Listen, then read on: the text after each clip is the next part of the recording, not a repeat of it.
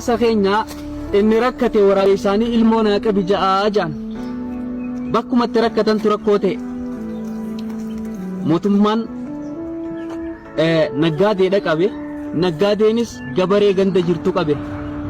alaa kulli haal jireenyi uummata Harargeedhaa jimaa kanarratti hundeeffama barsiifachaa jiruunis ilmaan maallaqa jimarraa argatuuni ilmaan barsiifataa jira jireenya nafaqaa mana keessaa maallaqa jimarraa argatuuni mana keessa danda'achaa jira lafti Harargeedhaa kaaree 200 bira hin caaltu kaaree 200 kanarraa waggatti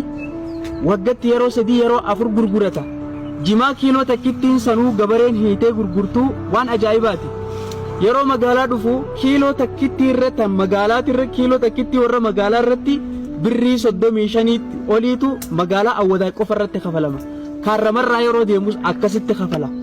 alaa kulli haal kana keessatti naggaadeenis waan hammaalaa kafaltuutu jira tiraanspoorteeshinii jira gabarummaa nu gaafa magaalaa fidduu tiraanspoortii ittiin fidduu jira alaa kulli haal jimaa wanni inni bitaa jiru dhiibbaa mootummaan godhaa jiruun qarshii 35 hin bitu qarshuma 35 silaa kiiloo silaa jaamti kiiloo irra qarata fudhatamu sanuu kafaluu hin danda'u rakkoon uummata keenyaa waan nama yaachisaa jiru namni beelaa'eeti alatti bahaa jira hawaasa keenyaa namni beelaa'eeti alatti bahaa jira jiruu tana keessatti manni Harargeedhaa kadhachuullee hin beeku takkaa namallee hin kadhanne takkaa bakka biraatillee irdaataa hin barbaanne garuu waggaa kana masgiida durattillee yoo agartuu nama Harargeetu kadhachaa jira bakka silaa deemu jiru hundatti nama Harargeetu kadhachaa jira waan nama dhibu keessaa mootummaanis dhiibbaa tana hunda osoo arguu jiru godhaati jira garuu komatteefis komii jalaa bahuu hin dandeessu alaa kulli haal rakkoon uummata keenyaa waan nama yaachisaa jiru beelli yeroo takka beela akka waggaa kanaa tabara 1977 jeeti namni tilmaamaa jira jiruu